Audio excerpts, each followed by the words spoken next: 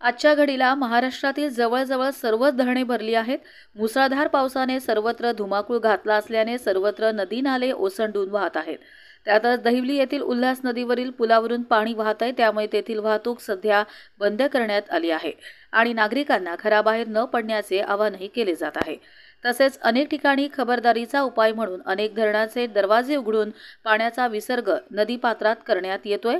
जलसंपदा विभागाला विनंती करण्यात येते की रात्रीच्या वेळेस पाण्याचा विसर्ग करू नका। सद्यस्थितीत दुथडी भरून वाहणाऱ्या नदीपात्रात पाणी सोडलं तर नदी किनाऱ्याच्या अनेक गावांत किंवा शहरात पुराचे पाणी शिरून 1989 पेक्षा जास्त हाहाकार होईल।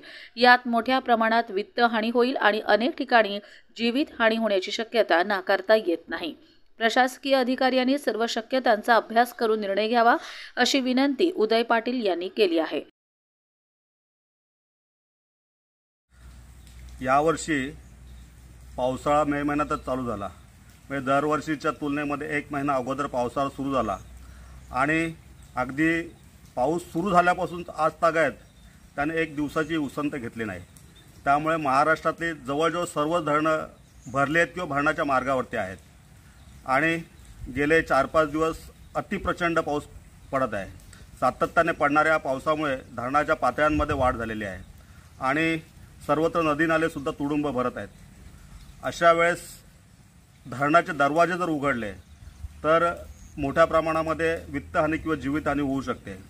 1989 साली अशाच प्रकारची पूरसदृश परिस्थिती निर्माण झाल्यानंतर जलसंपदा विभागाने कुठल्याही गोष्टीचा विचार न करता धरणाचे दरवाजे उघडले आणि त्यावेळेस जांभूळपाडा वाहून गेला किंवा कर्जत वाहून गेला, अनेक ठिकाणी पूर आले आणि अशाच प्रकारची पुनरावृत्ती होऊ नये म्हणून जलसंपदा विभागाला माझी विनंती राहील की धरणाचे दरवाजे उघडायचे असतील तर रात्रीच्या वेळेस न उघडता ते दिवसा उघडावेत।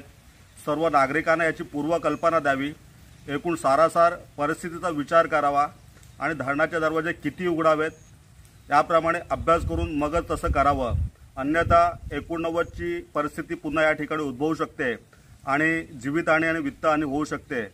तेव्हा कृपया आपण सर्व गोष्टीचा विचार करूनच पुढील कार्यवाही करावी ही विनंती। कर्जत लाईव्हसाठी रामदास माळी, कशेळे।